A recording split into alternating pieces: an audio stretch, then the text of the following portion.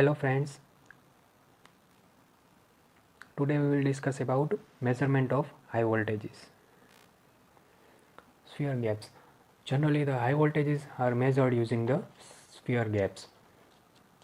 Peak values of voltages may be measured from 2 kV to about 2500 kV by means of spheres. Figure shows the vertical arrangement of sphere gaps. So here labels are given. First one is the insulator support, 2 is sphere shank, third one is operating gear and motor for charging gap distance. Here we can see the operating gear and motor for charging gap distance. 4 is HV connection. Here we can see the HV connection for it is given to the upper sphere. P is the sparking point. So here we can see the P. Diameter of the sphere is capital D. So it is, we can see the capital D. Spacing is nothing but the distance between these two spheres. By adjusting this distance, we can adjust the distance. A is height of P above the earth. Capital B is radius of the clearance from external structures. Capital X is a high voltage lead should not pass through this plane within a distance B from P. So this is the arrangement of a sphere gap for vertical spheres. Now here we can see the sphere gap arrangement for horizontal setup. In a vertical arrangement, lower sphere is grounded for higher voltages, and in a horizontal setup, horizontally with both spheres connected to the source voltage, or one sphere is grounded for lower voltages.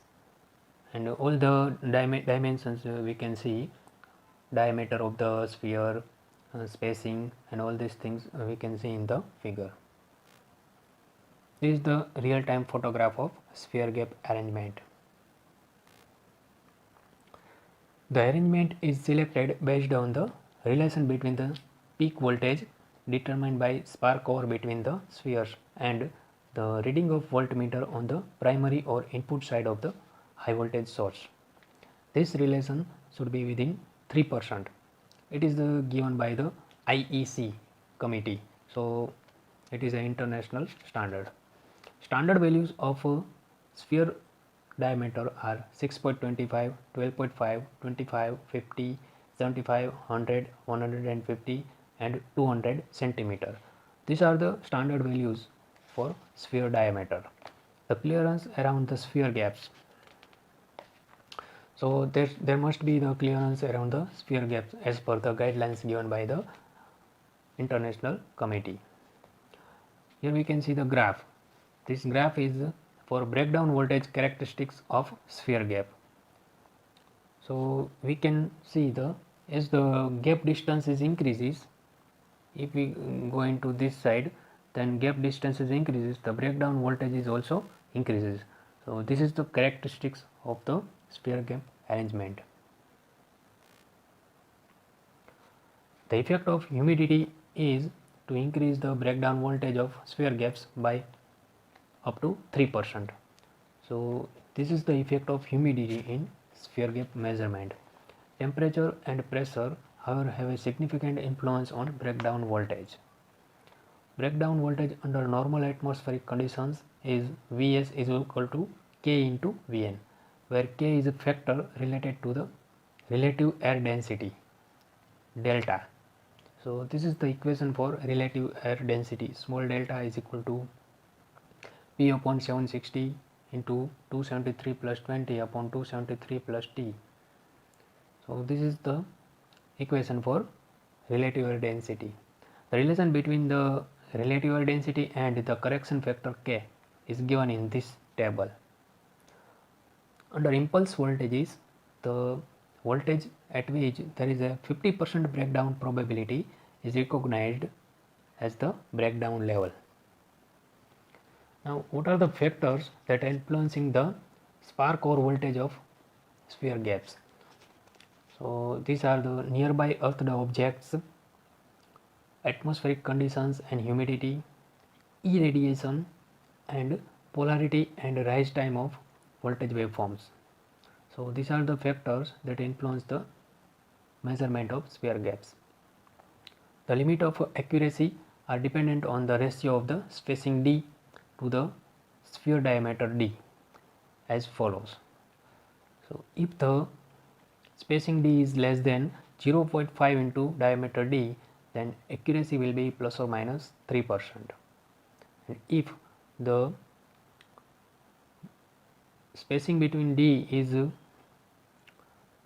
0.75 into diameter is greater than spacing d is greater than 0.5 d, it means spacing is in between 0.75 into diameter to 0.5 into diameter, then accuracy will be plus or minus 5%.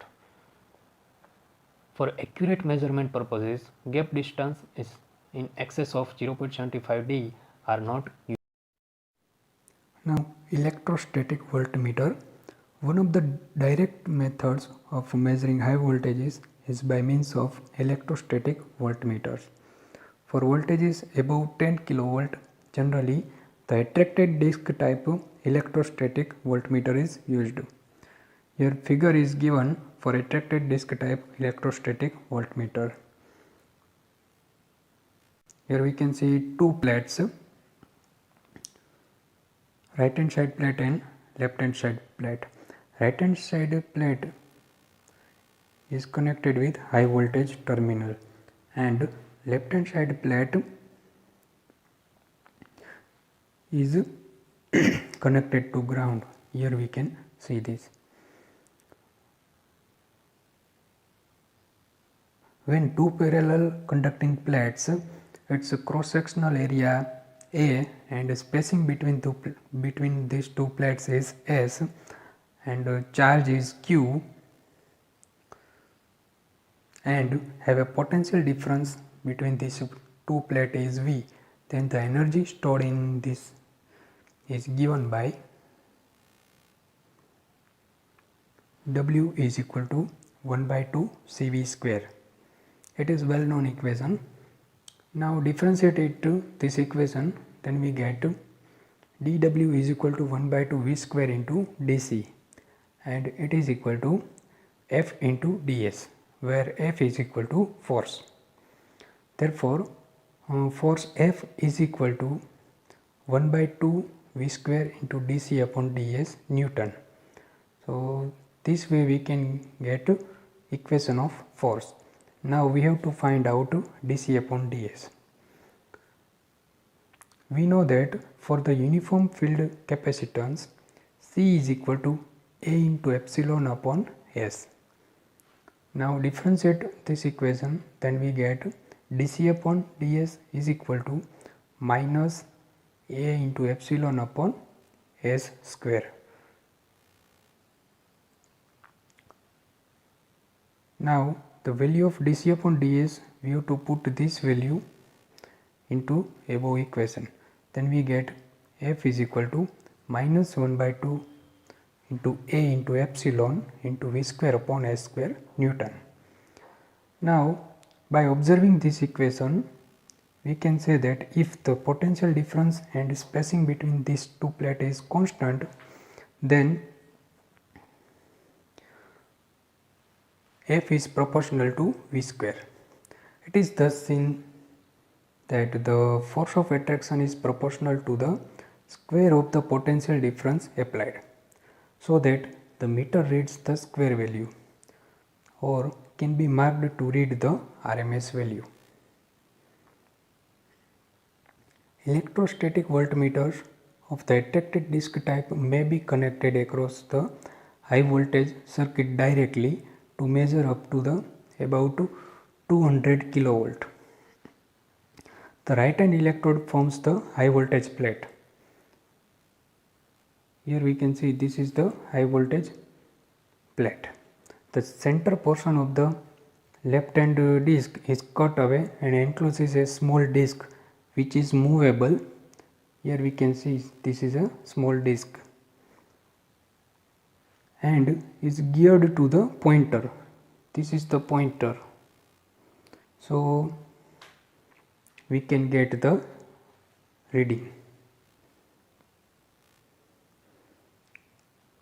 The range of the instrument can be altered by setting the right hand disc at pre-marked distances. This way we can set the range of the instrument. The force of attraction created by the applied voltage cases the movable part to which a mirror is attached to assume a position at which a balance of forces takes place. An incident light beam will therefore be reflected toward a scale calibrated to read the applied voltage magnitude. So this way we can measure the magnitude of the applied voltage. Advantages: low loading effect. Active power losses are negligibly small. Voltage source loading is limited to the reactive power needed to charge the system capacitance. Voltages up to 600 kV can be measured. Now disadvantage: for constant distance or spacing as, force is proportional to V square. Here we can see this, F is proportional to V square. The sensitivity is small. This can be overcome by varying the gap distance D in appropriate steps. So this way we can measure the high voltages. Thank you.